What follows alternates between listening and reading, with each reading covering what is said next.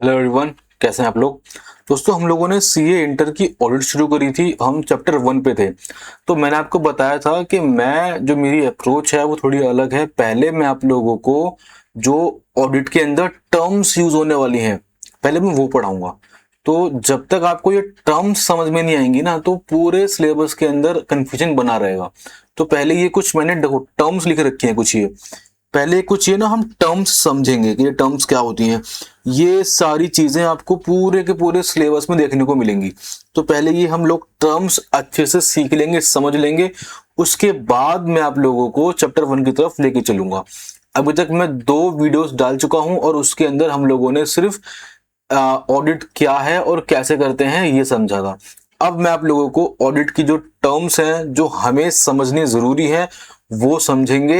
ये खत्म करने के बाद फिर हम चैप्टर 1 जो है वो अपना आईसीआई मॉड्यूल से उठाएंगे, उसको खत्म करेंगे। ठीक है, तो शुरू करें। तो देखो, सबसे पहले जो टर्म है मैं पकड़ने वाला हूं मैनेजमेंट। तो मैनेजमेंट क्या होता है? देखो, मैनेजमेंट नाम से में जुड़ा हुआ है मैनेज करना।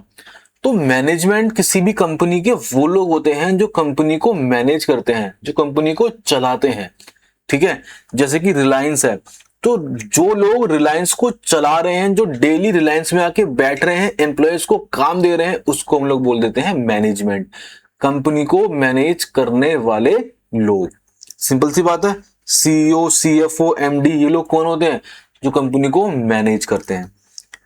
इतनी बात समझ में आ गई? अरे नाम ही छुपा हुआ भाई। मैनेजमेंट क्या हुआ? कंपनी को मैनेज करने वाले लोग, जो कंपनी में डेली आके बैठ रहे हैं, एम्प्लॉयज को काम दे रहे हैं, कंपनी के बिजनेस के डे टू डे ऑपरेशंस को जो देखते हैं, ऑब्जर्व करते हैं, उसको हम बोलते हैं मैनेजमेंट। ठीक है, इतनी बात कॉमन थी, सबको पता थी। अब जो नई बात है वो हमें सीखनी है। वो नई बात क्या है कि मैनेजमेंट की रिस्पॉन्सिबिलिटीज क्या होती हैं। तो हमें जो हमेशा याद रखनी है वो क्या याद रखनी है? बुक्स ऑफ अकाउंट कौन बनाता है, कौन मेंटेन करता है? तो वो मैनेजमेंट बनाती है। क्या ऑडिटर बुक्स ऑफ अकाउंट बनाता है क्या? The answer is no. Auditor कभी बुक्स ऑफ अकाउंट नहीं बनाता। It is the management. हमेशा मैनेजमेंट ही बुक्स ऑफ अकाउंट्स बनाएगी। ठीक है, बुक्स ऑफ अकाउंट्स को मैनेज करना और फाइनेंशियल स्टेटमेंट्स भी प्रिपेयर करना मैनेजमेंट का काम है। ऑडिटर का काम क्या होता है? जो उसको फाइनेंशियल स्टेटमेंट मिले हैं उसको चेक करना और अपना ओपिनियन देना। तो फाइनेंशियल स्टेटमेंट उसको बने बनाए मिलते हैं जो कि उसको मैनेजमेंट बना के देती है। तो बुक्स भी मैनेजमेंट बनाएगी, फाइनेंशियल स्टेटमेंट्स भी मैनेजमेंट बनाएगी। ठीक है, to follow applicable financial reporting framework. अभी थोड़ी देर में आपको इसका मतलब समझ में आ जाएगा। ठीक है, कंपनी के जितने भी एसेट्स हैं उनको सेफ गार्ड करना, उनकी सेफ्टी की इंश्योरिटी करना मैनेजमेंट का काम है।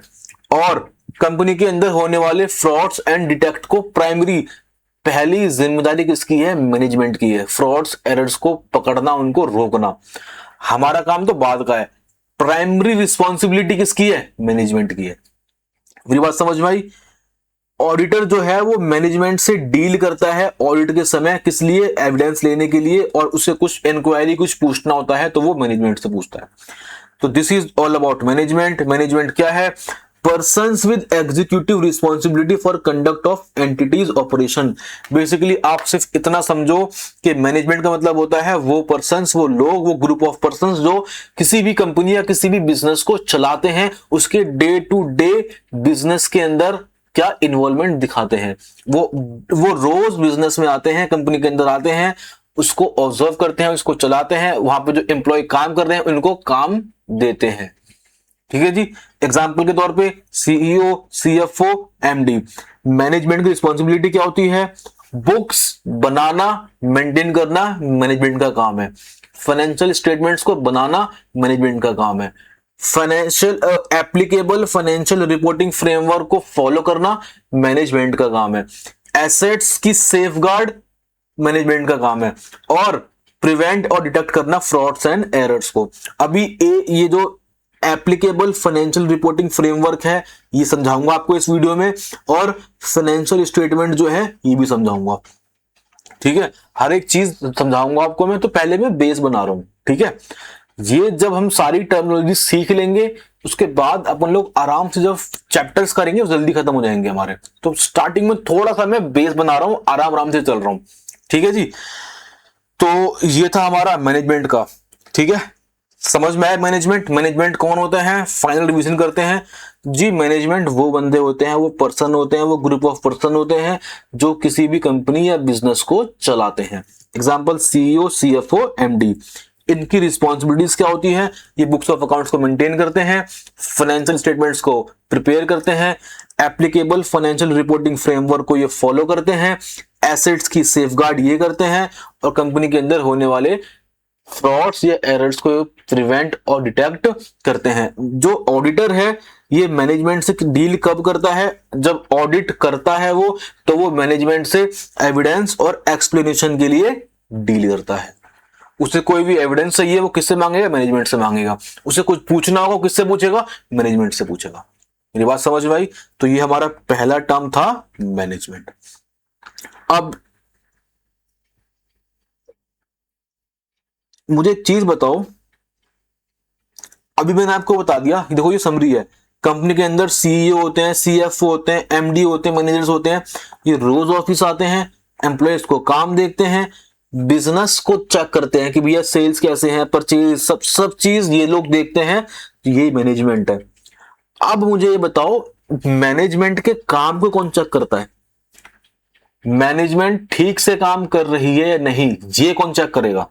मुझे ये बता दो भाई। कंपनी के अंदर मैनेजमेंट है, मैनेजमेंट काम ठीक कर रही है या नहीं, ये कौन चेक करेगा? तो ये चेक करता है हमारा ऑडिटर। नो, ये काम ऑडिटर का नहीं होता। तो मैनेजमेंट ठीक से काम कर रही है या नहीं कर रही, ये चेक कौन करता है? तो भाई साहब ये चेक करता है टीसीडब्ल्यूजी। ये कौन चेक करता है? टीसीडब्ल्यूजी। इसको हम लोग बोलते हैं दोज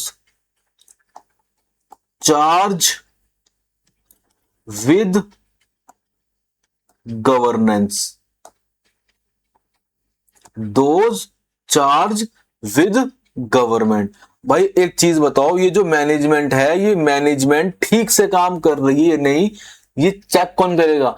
तो ये चेक जो करते हैं उसको हम लोग बोलते हैं टीसीडब्ल्यूजी। तो ऑडिटर क्या करता है भाई? जो ऑडिटर है पता है क्या करता है वो? अभी मैंने आपको बताया कि जो मैनेजमेंट है, मैनेजमेंट बनाती है फाइनेंशियल स्टेटमेंट्स। तो फाइनेंशियल स्टेटमेंट्स को बनाते टाइम जो मैनेजमेंट अजम्पशंस लेती है या जो कुछ भी वो एक्शंस लेती है, उस एक्शन को जो ऑडिटर है वो चेक करता है कि जो मैनेजमेंट ने डिसीजन लिया है, जो उसने जजमेंट लगाई है, जो उसने एस्टिमेट लगाया है, वो सही है या गलत। ये चेक करना काम होता है मैनेजमेंट उसका, ऑडिटर का। ओवरऑल चेक करना कि मैनेजमेंट काम सही कर रही है गलत, ये काम चेक करना ऑडिटर का काम नहीं होता। ये काम चेक करना होता है टीसीडब्ल्यूजी का। मेरी बात समझ में आई कि नहीं आई?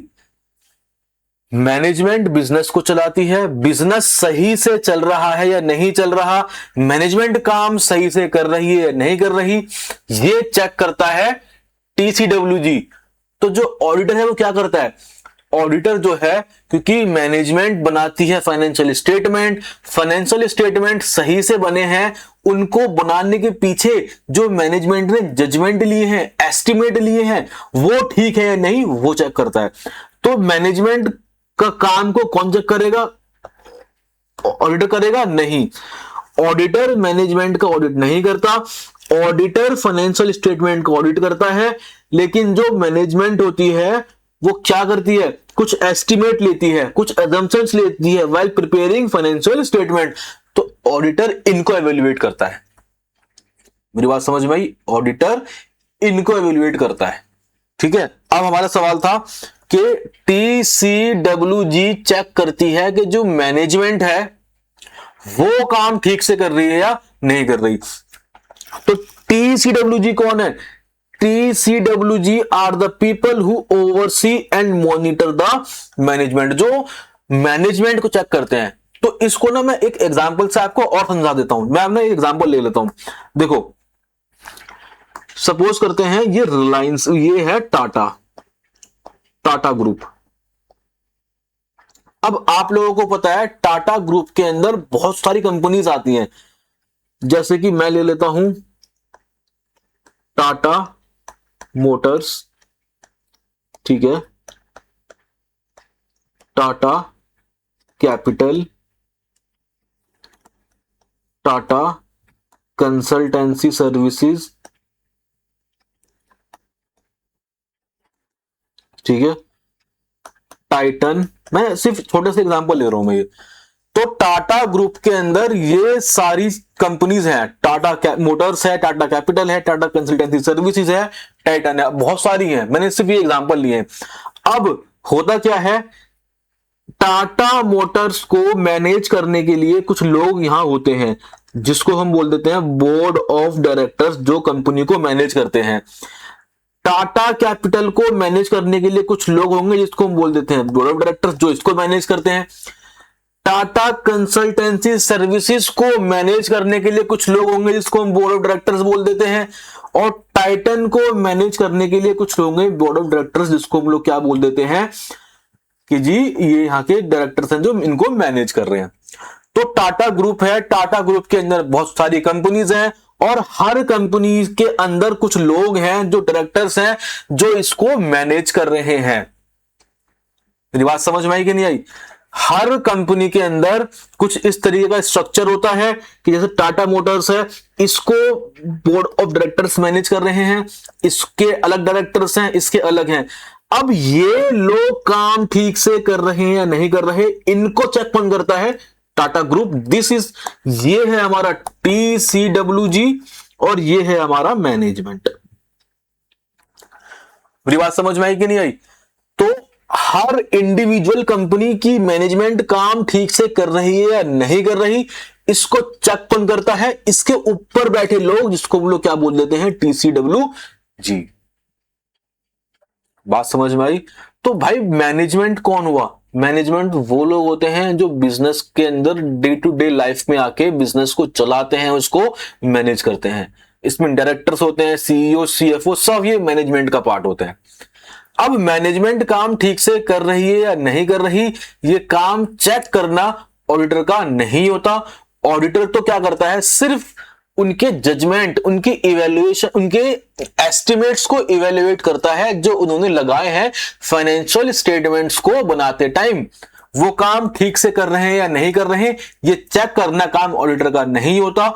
ये चेक करना काम होता है TCWG का। TCWG stands for those charge with governance. ठीक है, ये क्या करते हैं? मैनेजमेंट के काम को ओवरसी और मॉनिटर करते हैं कि जो कंपनी की जो मैनेजमेंट है वो काम ठीक से कर रही है या नहीं कर रही। ये कौन चेक करता है? ये चेक करेगा हमारा TCWG। इतनी बात समझ में आई कि नहीं आई? जो मैंने आपको ये एग्जांपल देकर समझाया कि जो टाटा ग्रुप है, इस टाटा ग्रुप, ये जो मेन मालिक है वो टाटा ग्रुप है। फिर इस टाटा ग्रुप के ने बहुत सारी इन्वेस्टमेंट कर रखी है, टाटा मोटर्स के अंदर, टाटा कैपिटल के अंदर, टाटा TCS के अंदर, टाइटन के अंदर।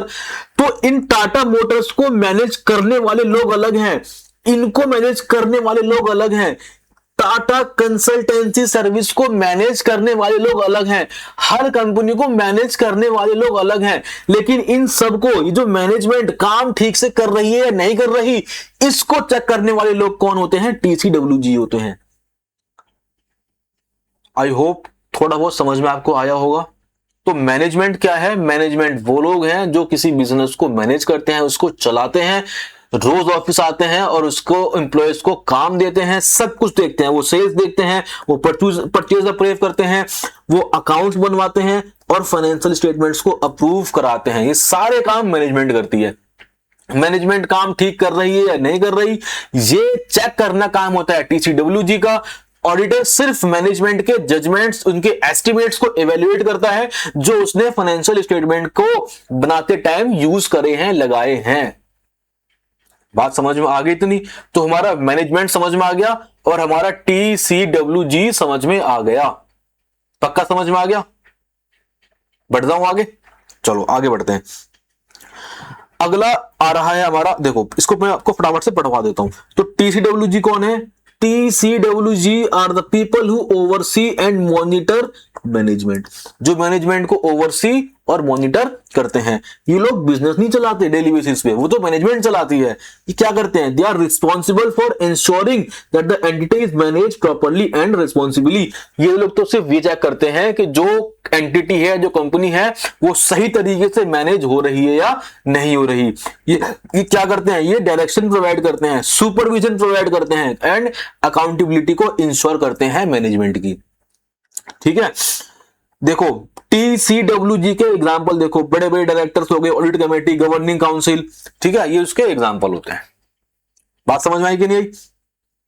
अब देखो, कभी कभार क्या होता है ना, अगर हमारी बहुत बड़ी बड़ी कंपनीज हैं, अगर हमारी बहुत बड़ी बड़ी कंपनीज हैं तो हमारी मैनेजमेंट अलग होती है और TCWG क्या होती है? अलग होती है। जैसे मैंने आपको एग्जांपल दिया था टाटा वाले केस के अंदर, तो टाटा के केस के अंदर मैनेजमेंट अलग है और TCWG क्या है? अलग है। जो टाटा ग्रुप है वो TCWG है और हर एक कंपनी का जो मैनेजमेंट है वो क्या है? अलग है। लेकिन कुछ छोटी कंपनीज होती हैं, जैसे प्रोप्राइटरशिप है, पार्टनरशिप है, ये बड़ी बड़ी कंपनीज नहीं है, तो यहां पे मैनेजमेंट, जो लोग मैनेज करते हैं और जो TCWG है वो एक ही होता है। ठीक है, तो अगर आपकी बहुत बड़ी कंपनी है, बहुत बड़ी लेवल पर है, तो इट इज पॉसिबल कि मैनेजमेंट और TCWG अलग अलग हो। लेकिन छोटे लेवल के अंदर हो सकता है कि आपकी मैनेजमेंट और TCWG क्या हो? एक ही हो। ये बात समझ में आई कि नहीं आई? तो यहां पे हमारा खत्म होता है TCWG। अब देखो, जो मैनेजमेंट है ना, मैनेजमेंट के बेसिकली अभी के साइंस के लिए दो इंपोर्टेंट काम होते हैं। एक तो जो फाइनेंशियल स्टेटमेंट बनाना as per applicable financial reporting framework. जो मैनेजमेंट है वो फाइनेंशियल स्टेटमेंट्स को प्रिपेयर करता है as per applicable financial reporting framework, और ये डिजाइन और इंप्लीमेंट करता है इंटरनल कंट्रोल सिस्टम को। ये मैं आपको सिखाऊंगा बाद में। अभी जो हमारा टॉपिक है वो ये वाला है कि जी फाइनेंशियल स्टेटमेंट्स होते क्या है और ये एप्लीकेबल फाइनेंशियल रिपोर्टिंग फ्रेमवर्क क्या होता है।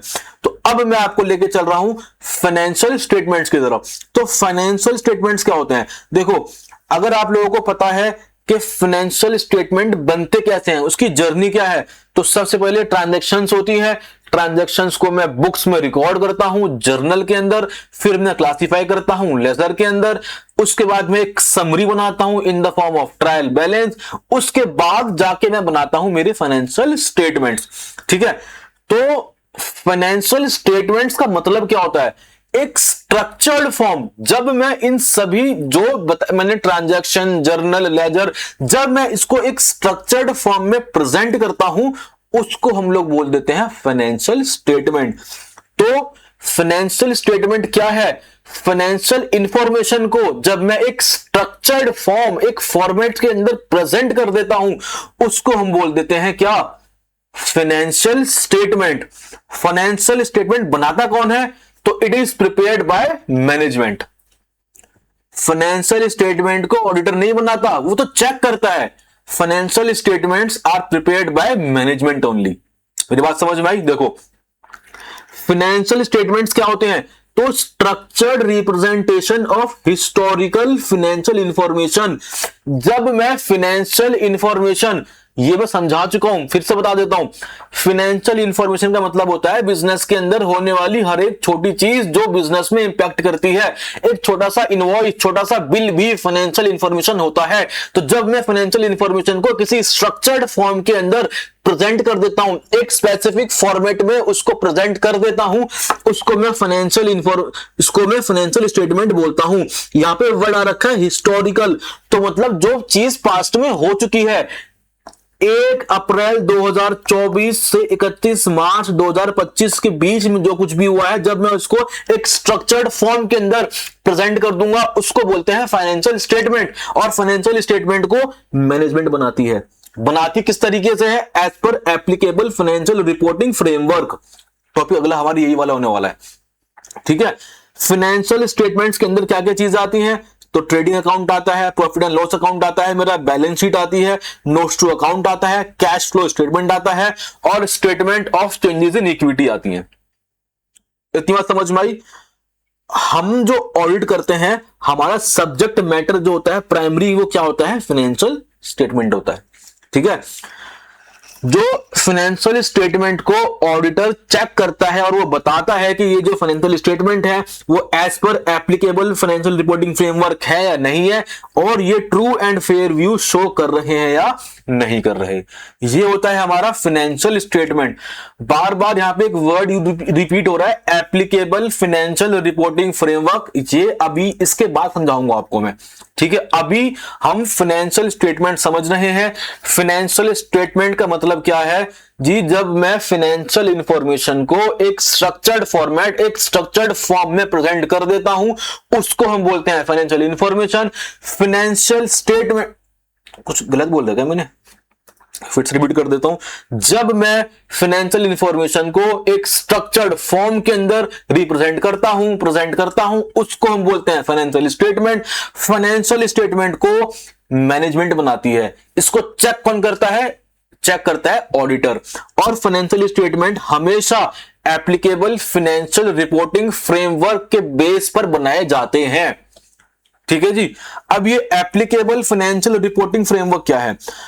एप्लीकेबल फाइनेंशियल का मतलब होता है वो रूल्स, वो स्टैंडर्ड्स, वो बेंचमार्क जिसके आधार पे फाइनेंशियल स्टेटमेंट्स बनाए जाते हैं। वो रूल्स, वो स्टैंडर्ड्स जिनके बेसिस पे फाइनेंशियल स्टेटमेंट्स बनाए जाएंगे, जैसे कि accounting standards, end S, schedule 3, ये सब क्या है, हमारे फाइनेंशियल रिपोर्टिंग फ्रेमवर्क। तो फाइनेंशियल रिपोर्टिंग फ्रेमवर्क का मतलब क्या हुआ? फाइनेंशियल रिपोर्टिंग फ्रेमवर्क का मतलब होता है वो सारे रूल्स, वो स्टैंडर्ड्स जिनके बेसिस पे मैनेजमेंट फाइनेंशियल स्टेटमेंट्स को बनाता है।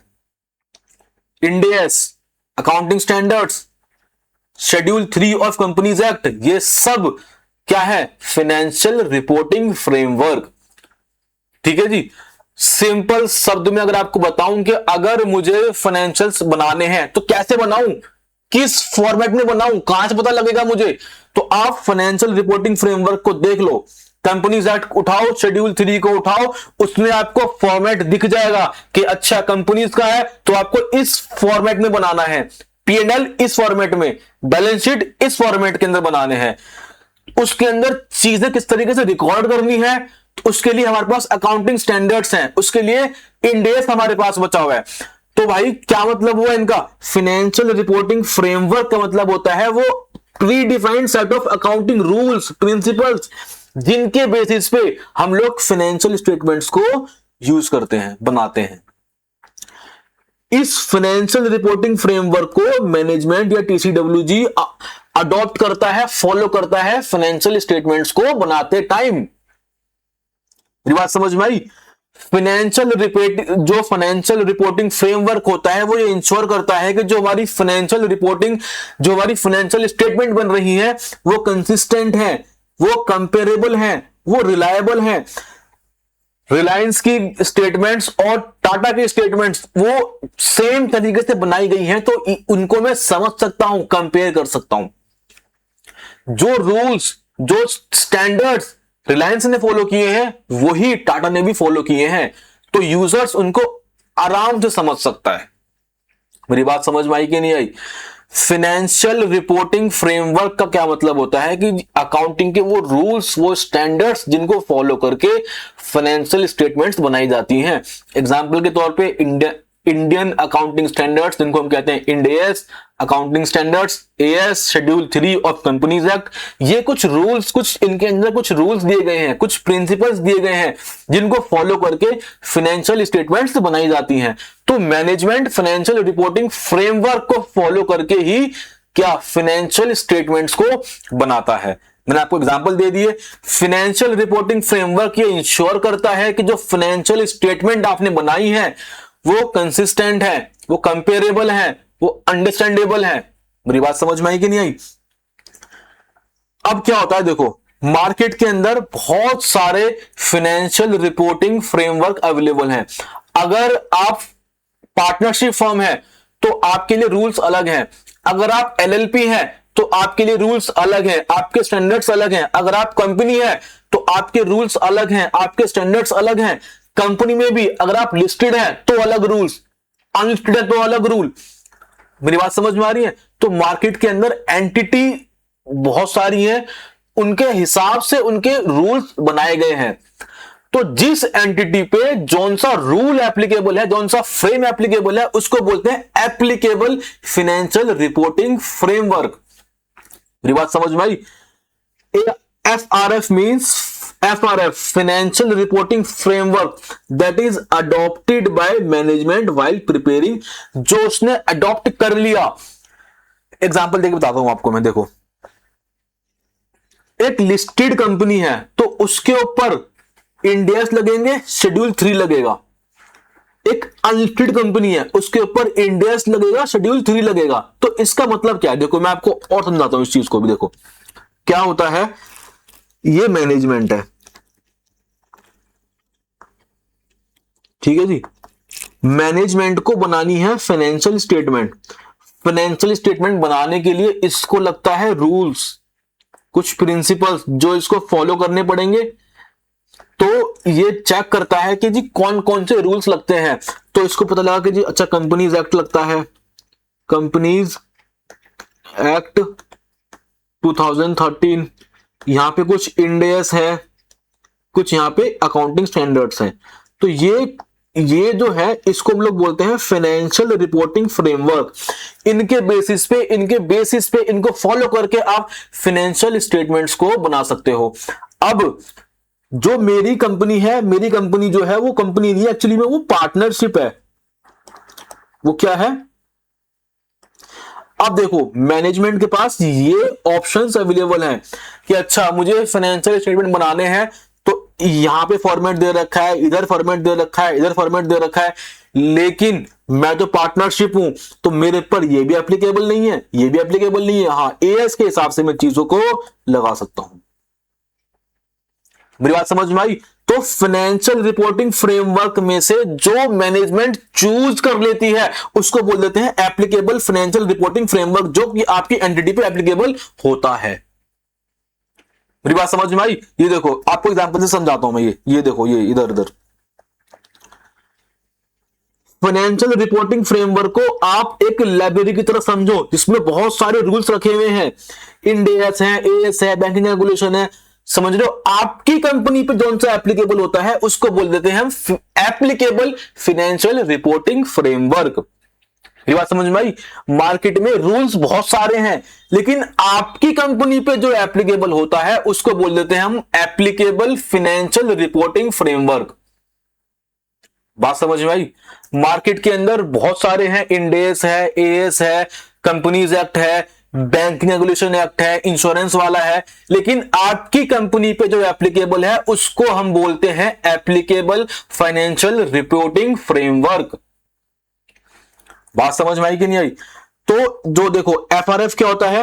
Complete set of accounting principles, standard, presentation, disclosure requirement used for preparing financial statement. Applicable क्या होता है? Specific financial reporting framework that is applicable to a particular entity. अरे हर एंटिटी पे सेम रूल्स नहीं लगते, तो जिस एंटिटी पे जौन सा रूल्स लग रहा है वो मैंने आइडेंटिफाई किया, उसको अप्लाई किया। This is applicable financial reporting framework. ये देखो एग्जांपल, लिस्टेड का अलग, अनलिस्टेड का अलग, बैंकिंग का अलग, इंश्योरेंस का अलग। तो जिस एंटिटी पे जो एप्लीकेबल हो रहा है उसको बोलते हैं एप्लीकेबल फाइनेंशियल रिपोर्टिंग फ्रेमवर्क। जो हमारा फाइनेंशियल रिपोर्टिंग फ्रेमवर्क है, it is just a library of क्या? ये एक खजाना है जिसके अंदर बहुत सारे रूल्स रेगुलेशन पड़े हुए हैं। तो मुझे चूज करना होता है कि मेरी एंटिटी पे कौन सा लग रहा है। तो मेरी एंटिटी पे कौन सा लग रहा होता है उसको हम लोग बोल देते हैं एप्लीकेबल फाइनेंशियल रिपोर्टिंग फ्रेमवर्क। समझ में आ गई इतनी सी बात भाई?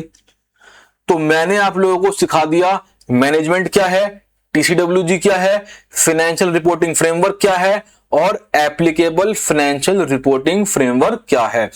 एक बार हम फटाफट से रिवाइज कर लेते हैं। मैनेजमेंट क्या है? तो मैनेजमेंट वो बंदे होते हैं जो कंपनी को मैनेज करते हैं, जो डे टू डे लाइफ में कंपनी को चलाते हैं। ठीक है जी। अब ये जो मैनेजमेंट है ये काम अपना सही से कर रही है या नहीं कर रही, इस काम को चेक करने का जो काम होता है वो होता है TCWG का। जो ऑडिटर होता है वो सिर्फ ये चेक करता है कि इस मैनेजमेंट ने जो एस्टिमेट, जो अजम्पशंस लिए हैं इसको बनाने में, वो ठीक है या नहीं है। काम ओवरऑल सही या गलत ये चेक करना काम किसका होता है? TCWG का। तो TCWG वो लोग हैं जो मैनेजमेंट के काम को ओवरसी एंड मॉनिटर करते हैं। ये इंश्योर करते हैं कि जो बिजनेस है, जो एंटिटी है, वो रिस्पॉन्सिबली मैनेज हो रही है। Management TCWG। फिर हमने सीखा फाइनेंशियल स्टेटमेंट क्या होती है।